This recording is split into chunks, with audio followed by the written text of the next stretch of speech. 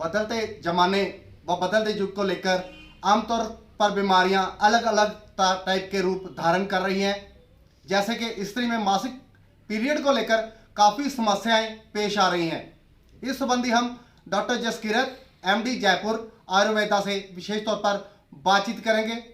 Ma'am, आप बताइएगा कि महिलाओं में जो मासिक पीरियड है लेकर उसको लेकर क्या समस्याएं जो पेश आ रही हैं जी।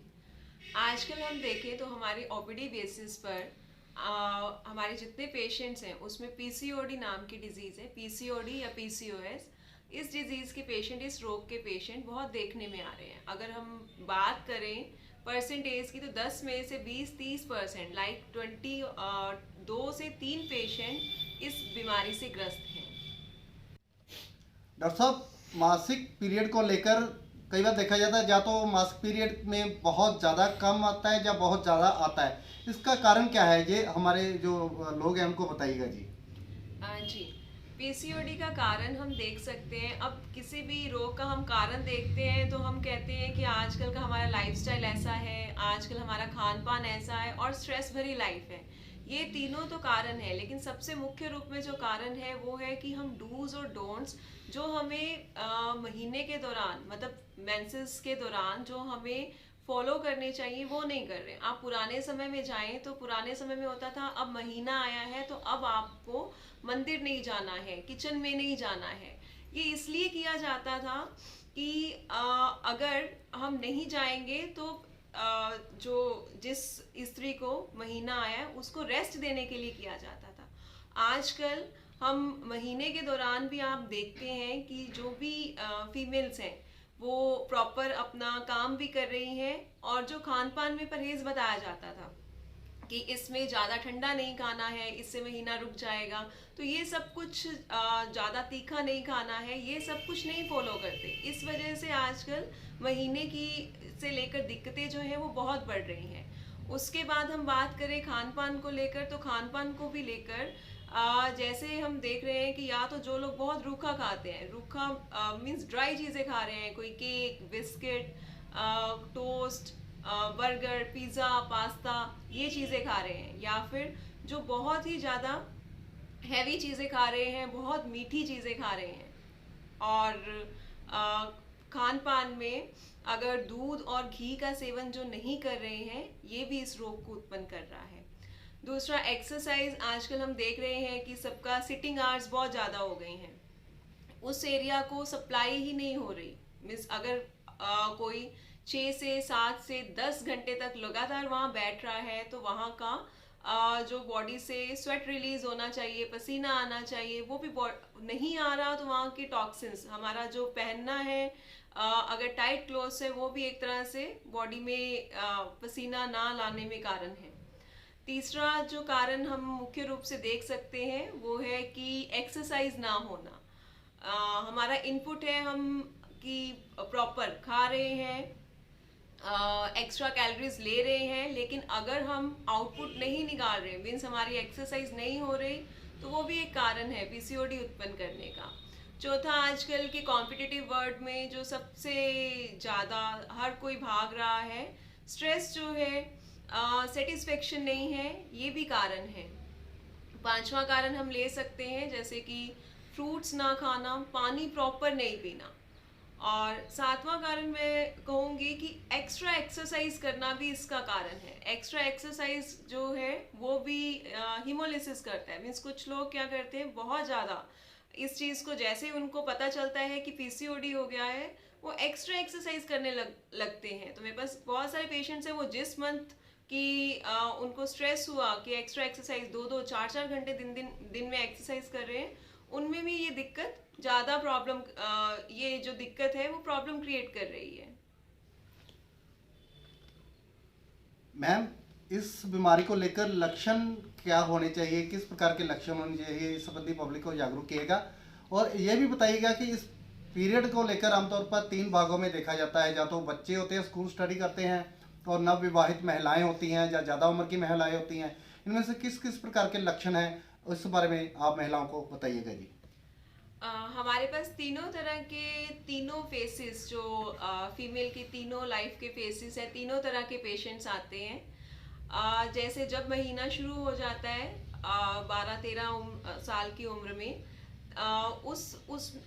उस एज में भी पेशेंट को प्रॉब्लम शुरू हो जाती है पीसीओडी की। तो उसमें जो लक्षण है, पेशेंट का भार बढ़ना, ओबेसिटी, 80% पेशेंट है उनका भार बढ़ना शुरू हो जाता है। 20% ऐसे पेशेंट भी आते हैं जिनका भार कम रहता है। मतलब अगर मैं बात करूँ पेशेंट्स की, तो मेरे पास 39 केजी का भी पेशेंट है, मतलब जिसका भार कम है और फिर भी पीसीओडी है। और 130 किलो 140 किलो के भी पेशेंट्स हैं जिनका वजन ज़्यादा है।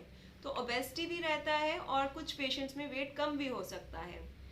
जो छोटी एज के पेशेंट 13 से 20-25 ईयर्स के पेशेंट्स जो रहते हैं पीसीओडी के, उनमें भार बढ़ना पहला लक्षण हो गया। और दूसरा उनका हेयर फॉल हो सकता है, और हिरसुटिज्म, जिसको कि हम एक्स्ट्रा हेयर ग्रोथ, जैसे फेशियल हेयर ग्रोथ एक्स्ट्रा हो जाएगी, फेस पे, बॉडी पे एक्स्ट्रा हेयर आने शुरू हो जाएंगे, ये लक्षण हो सकता है।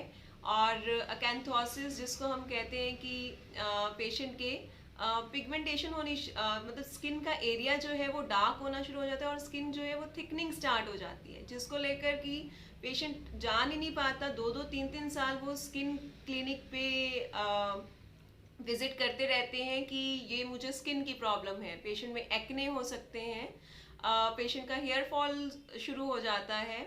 और ये तो सारे जो लक्षण है ये मतलब अर्ली एज ग्रुप के हैं, जो 12-13 से 20-25 साल की उम्र में होते हैं। 25 से 40 साल की उम्र की जो महिलाएं आती हैं उनमें ओबेसिटी और हार्मोनल इम्बैलेंस के ये जो सारे लक्षण हैं, उनके साथ साथ बांझपन भी हो सकता है। मतलब पेशेंट को इनफर्टिलिटी भी ये कॉज करता है, क्योंकि जैसे जैसे पीसीओडी की एज बढ़ती जाती है, उसी तरह जो ओवम है, जो ओवरी से अंडा रिलीज होता है, उसकी क्वालिटी जो है वो भी लो होती जाती है। अगर उसकी क्वालिटी अच्छी नहीं होगी तो कल को मीन्स फर्टिलिटी में प्रॉब्लम आएगी, मीन्स बच्चा पैदा करने में वो प्रॉब्लम आ सकती है। तो ये फर्टिलिटी को भी प्रॉब्लम करता है। इसमें महीना जो है, महीना कम आता है। मतलब 12 महीने में जैसे 12 साइकिल अगर आने चाहिए, तो पूरे साल में 6 साइकिल या 6 साइकिल से भी कम बार महीना आ रहा है। और हम 10% केसेस में ऐसा भी देखते हैं, या फिर जो लेट एज के पेशेंट्स हैं उनमें हम ऐसा भी देखते हैं, जो 40 से 50 वर्ष के पेशेंट्स हैं उनमें महीना ज़्यादा आता है। 15-15, 16-16 दिन उनको पीरियड्स ही चलते रहते हैं। तो इसलिए ही पीसीओडी एक, मतलब इसमें एक विशियस सा साइकिल चलता रहता है, एक मिक्स्ड से प्रॉब्लम्स चलती रहती हैं। आप देख रहे हैं जैसे इसमें मोटापा भी हो सकता है और इसमें पेशेंट पतला भी हो सकता है, एक्सेसिव पतला भी हो सकता है। महीना 2-2 महीने नहीं भी आता और कई बार 15-15 दिन भी चलता रहता है। मैम, पीरियड को लेकर बात करें, जो बहुत ज़्यादा कम आते हैं या बहुत ज़्यादा आते हैं, आम लोग पर लोग जो हैं, महिलाएं हैं, इनको सीरियस ना लेती हों, मगर आपकी नज़र में देखा जाए तो अगर ज़्यादा पीरियड आ रहे हैं या कम आ रहे हैं, तो उससे किस प्रकार की भयानक बीमारियां भी हैं जिसका इलाज बाद में कराना बहुत ज़्यादा असंभव भी हो सकता है? क्या ऐसी भी बीमारी लग सकती है किसी प्रकार की? जी, जैसे मैंने पहले भी बताया कि जब महीना नहीं आता या फिर पीसीओडी को अगर इग्नोर किया जाता है, इलाज नहीं कराया जाता, तो जो ओवरी से ओवम रिलीज होता है, जो अंडा रिलीज होता है, उसकी क्वालिटी कम होती जाती है। अगर क्वालिटी कम होगी तो कल को रिप्रोडक्शन में, फर्टिलिटी में प्रॉब्लम होगी। बांझपन, इनफर्टिलिटी भी कर सकता है। और साथ साथ कल को कुछ केसेस में ये कार्सिनोमा मीन्स कैंसर का रूप भी धारण कर सकता है, जो अपने आप में एक बहुत ही खतरनाक व्याधि है। हम एलोपैथिक दवाएं को लेकर बात करें तो हो सकता है वो दवाओं को लेकर कहीं जगह पर फायदे भी होते हैं, कहीं जगह पर नुकसान भी हो जाते हैं। आयुर्वेदिक की नज़र से देखें तो इस बीमारियों को बचाव को लेकर घरेलू उपचार भी हैं।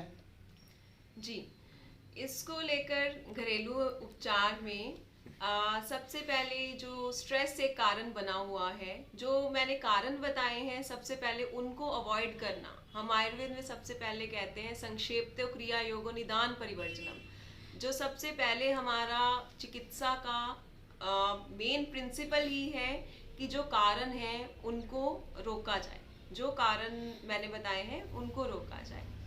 जो डूज और डोंट्स हैं फॉलो करने चाहिए हमें कि महीने के दौरान क्या क्या करना चाहिए, क्या जब महीना जब पीरियड्स आए हों तब क्या क्या करना चाहिए, क्या क्या खाना चाहिए। इसके लिए हम एक और लेक्चर भी ले सकते हैं, एक और रख सकते हैं इंटरव्यू। उसके बाद हम घर से जैसे जो पेशेंट्स को स्ट्रेस ज़्यादा लेते हैं, स्ट्रेस रिलीविंग के लिए प्राणायाम सबसे अच्छा एक साधन है। प्राणायाम और बॉडी को एक्टिव रखने के लिए जो पेट से संबंधित आसन है, जैसे कि वज्रासन है, धनुरासन है, हस्तपाद आसन है, भुजंग आसन है, ये आसन करें। मिनिमम 40 मिनट्स का वॉक होना चाहिए, मीन्स 40 मिनट्स का एक्सरसाइज और 40 मिनट्स का ब्रिस्क वॉकिंग होनी चाहिए। उसमें भी जो वॉकिंग होनी चाहिए 10 मिनट्स का स्लो एक्सरसाइज होना चाहिए, फिर 20 मिनट्स का फास्ट एक्सरसाइज होना चाहिए और अगेन 10 मिनट्स का स्लो एक्सरसाइज। पेशेंट को डांसिंग बहुत कंफर्टेबल रहता है कि घर में आप डांसिंग कर सकते हो। जैसे आजकल विंटर्स हैं तो इसमें आप पसीना निकालने वाली एक्टिविटी होनी चाहिए। दूसरा, हम अपने किचन से भी यूज़ कर सकते हैं, जैसे हल्दी और मेथी। जैसे हमने पीसीओडी में बात की थी कि यहाँ पर हार्मोनल इम्बैलेंस रहता है और कई पेशेंट्स में इंसुलिन रेजिस्टेंस भी हो जाता है। मीन्स ये जो है ये डायबिटीज़ को भी, शुगर को भी मतलब पीसीओडी इसका कारण भी हो सकता है और इसकी वजह से भी हो सकता है। इन पेशेंट्स में इंसुलिन रेजिस्टेंस भी देखने को 50 to 60% पेशेंट्स में देखने को मिलता है। तो उन पेशेंट्स में हमारे जो किचन से हम हल्दी और मेथी और दालचीनी, इन तीनों में इंसुलिन को रिवाइव करने के बहुत अच्छे रिजल्ट्स हैं। मीन्स आप तीनों का सेवन करा सकते हैं। कुछ पेशेंट्स में जो लीन और थिन पेशेंट्स की मैंने बात की थी कि जो पतले पेशेंट्स हैं, उन पेशेंट्स में हम लोग अश्वगंधा शतावरी जैसे जो टॉनिक है बॉडी को नरिश करने के लिए, ये यूज़ कर सकते हैं। और साथ में हम उनको कहेंगे कि घी, जो देसी घी है उससे अगर गाय का देसी घी यूज़ करेंगे तो उससे कोई वेट इंक्रीज़ नहीं होगा और ना ही लिपिड लेवल्स इंक्रीज़ होंगे। तो वो सब कुछ भी ले सकते हैं। मैम, बात करें मासिक पीरियड के दौरान कहाँ तक सतर्क रहने की ज़रूरत है, इस संबंधी भी हमारे लोगों को ज्ञान दीजिएगा जी। इसमें पीसीओडी में एक विशियस सा साइकिल बना रहता है। मीन्स पीसीओडी का पेशेंट है, उधर से हमारे सारे हार्मोन्स इम्बैलेंस हो रहे होते हैं, तो एक ना टूटने वाला, मीन्स पेशेंट को भूख लगती है, वो खाना खाता है, इंसुलिन अगर रेजिस्टेंस रहता है तो पेशेंट में जो ग्लूकोज स्टोर होनी चाहिए ग्लूकोज स्टोर ना होकर वो फैट्स में कन्वर्ट हो जाती है, तो पेशेंट का मोटापा बढ़ता जाता है। उधर से मोटापा बढ़ता है तो ओबेसिटी होने की वजह से जो हार्मोन्स एफएसएच और एलएच रिलीज होते हैं वो भी प्रॉपर रिलीज नहीं हो पाते। सेक्स, जो फीमेल्स में मेल सेक्स हार्मोन होता है एक लो लेवल में होता है, अगर वो भी, अगर ओबेसिटी होगी तो उसका प्रोडक्शन भी ज़्यादा हो जाता है।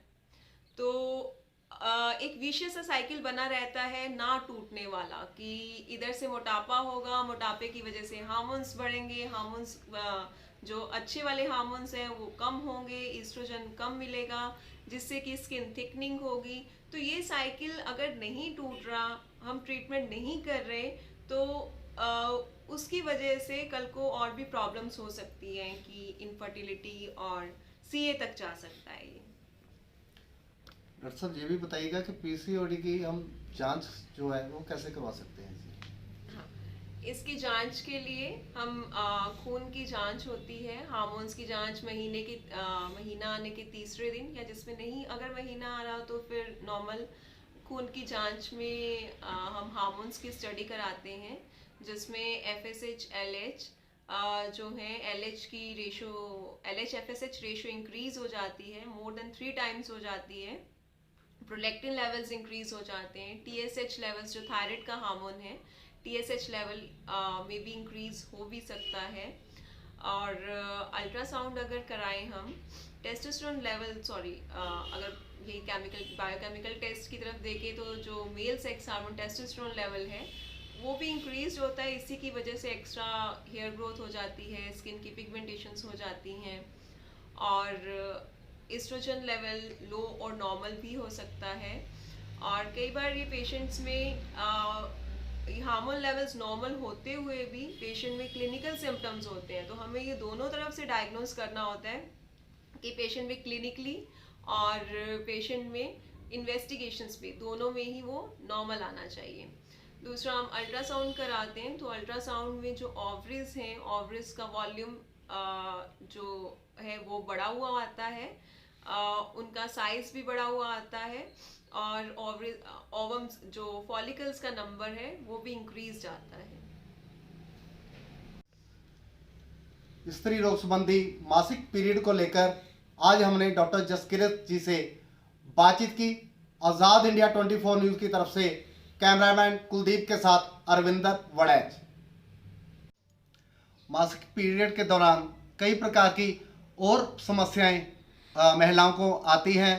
पीरियड शुरू होने से पहले, पीरियड के समय दौरान या पीरियड के बाद काफ़ी पेनफुल समय महिलाओं को गुजारना पड़ता है। इसके लिए हम अगली इंटरव्यू फिर दोबारा लेकर आपके सामने आएंगे डॉक्टर जसकिरत जी के साथ।